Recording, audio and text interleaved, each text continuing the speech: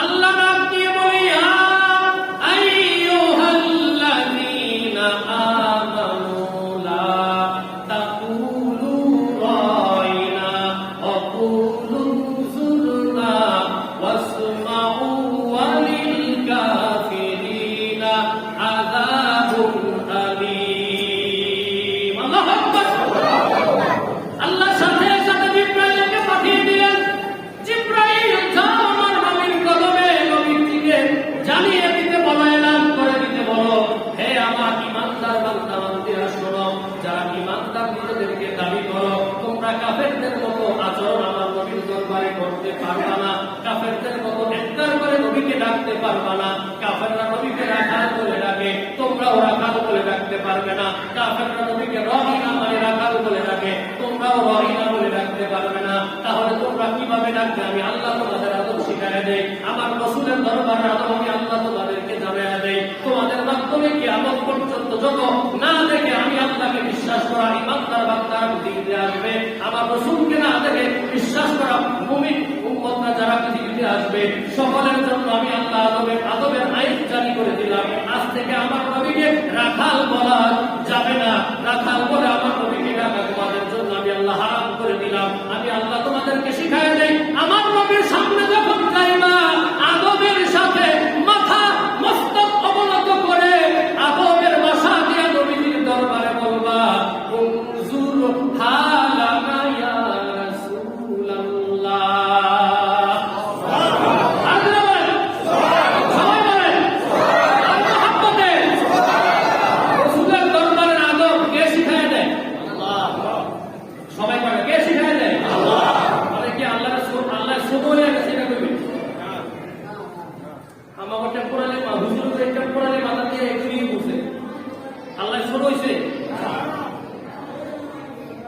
আল্লাহ নিজে যে বন্ধুর সামনে আদব শিখাইয়া দেয়, আমার রাসূলের দরবারে যখন যাইবা রহিনা বলবা না, রাখাল বলবা না, আমার রাসূলের দরবারে গিয়া বলবা, উনজুর হালানা ইয়া রাসূলুল্লাহ, ইসমা ক্বালানা ইয়া নবী আল্লাহ।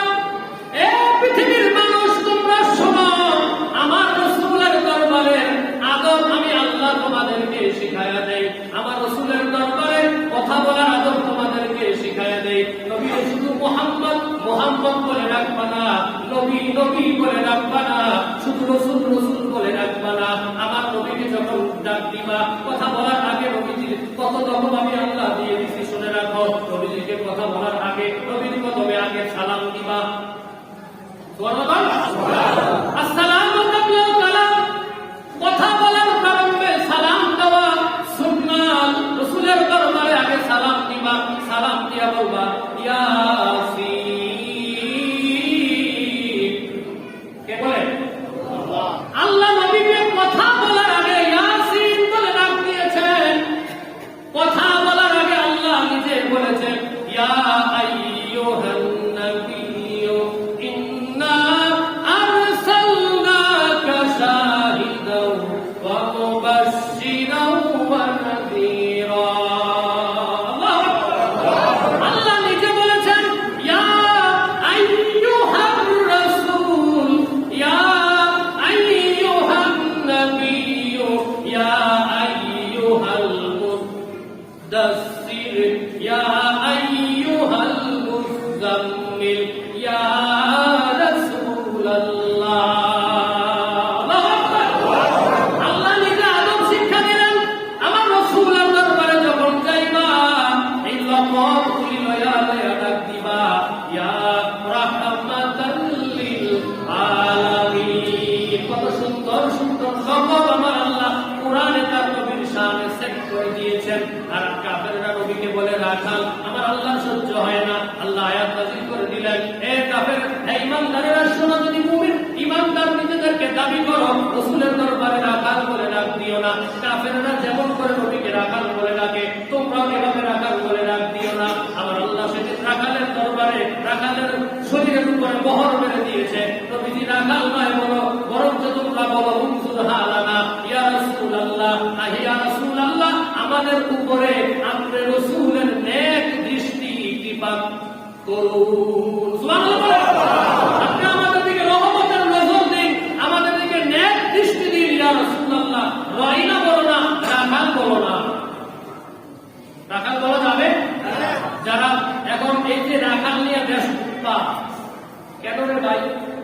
কোরআন হাদিস তোমরা কম করো না। রাখাল কেন বলতে হবে আমার নবীকে? আর কি কোনো রকম নাই? আল্লাহ যেখানে হারাম করে ঘোষণা দিয়েছেন, হারাম ঘোষণা দিয়েছেন, রসুল রাখাল নয়, রাখাল বলে আবার আল্লাহ হারাম করে দিয়েছেন।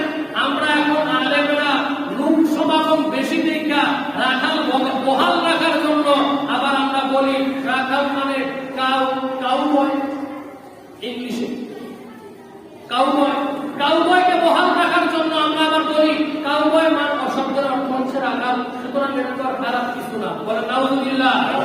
তাহলে বলি তোমার এই কথার জবাবে কোরআনুল কারীম থেকে 9 নম্বর পারা থেকে 10 নম্বর সূরা থেকে 71 নম্বর আয়াতে আমার আল্লাহ বলে দিয়েছেন ওয়াল মুমিনুনা ওয়াল মুমিনাতু বা'দুহুম আউলিয়াউ বা'দিন। আল্লাহ বলেছেন মুমিন পুরুষ মুমিন নারী একে অপরের বন্ধু, একে অপরের, মুমিন পুরুষ মুমিনা নারীরা একে অপরের বন্ধু। আচ্ছা বলেন তাহলে আমি মুসলমান, আমার মা কি মুসলমান, আপনারা সবাই মুসলমান, আপনাদের মা কি মুসলমান, আমাদের সকলের মা এবং বোন নিঃসন্দেহে মুসলিম, তাও আছে আমাদের মা বোন কি? তাহলে আল্লাহ যে বললেন মুমিন পুরুষ মুমিন নারী বন্ধু, একে অপরের কি বন্ধু। যারা রাখালকে কাউবয়কে রাখাল বলে নবীজি মা খাদিজার বাসায় কাজ করছে, সেটা বুঝাইতে গিয়া কাউবয়কে বহাল রাখতে চাও, এটা দোষের কিছু না, বরং আল্লাহ কোরআনে বলে দিয়েছেন রাখাল বলাই যাবে না।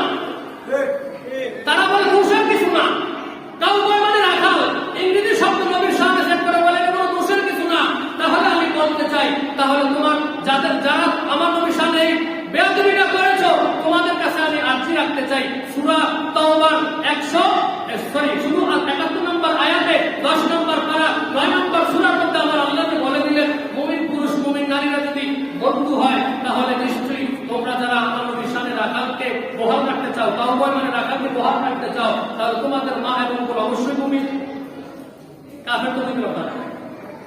যারা রাখাল বহাল রাখতে চায় তা আমি তাদের কাছে জানতে চাই তাদের মা এবং বোন কি অবশ্যই মুমিন মুসলিম নাকি কাফের? তারা নিশ্চয়ই বলবে মুমিন। তাহলে আজ থেকে তোমার মা এবং বোনকে গিয়া তুমি যদি বলো বন্ধু, আচ্ছা বন্ধুর ইংরেজি শব্দ কি? ফ্রেন্ড। আর বান্ধবীকে ইংরেজিতে কি বলে? গার্লফ্রেন্ড বা ডার্লিং। এখন গিয়া তুমি তোমার মা এবং বোনকে বলবা hi my sweet heart darling, hi my mother, you are my sweet heart darling. জুতা খুলে তোমার মা যদি তোমাকে জুতার বাড়ি দিতে পারে, ইংরেজি শব্দ বলছ, সঠিক শব্দ বলছ, ভুল করো নাই, সত্য কথা সত্য। বন্ধু গার্লফ্রেন্ড ডার্লিং একই শব্দ।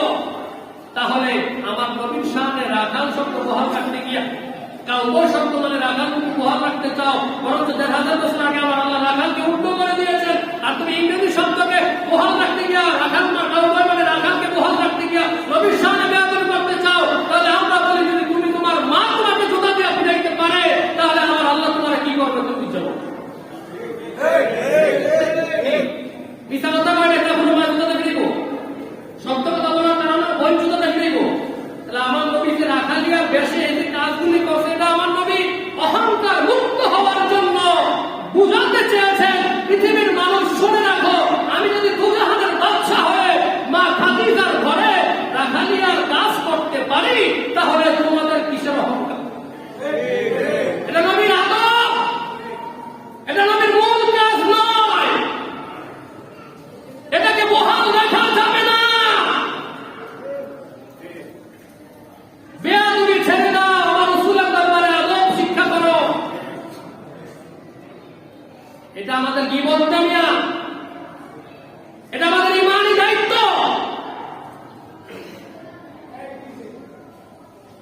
সুতরাং এই ফিতনার যুগে আল্লাহ আমাদেরকে এমন এমন আলেমদের কথা থেকে আলোচনা শোনা থেকে হেফাজত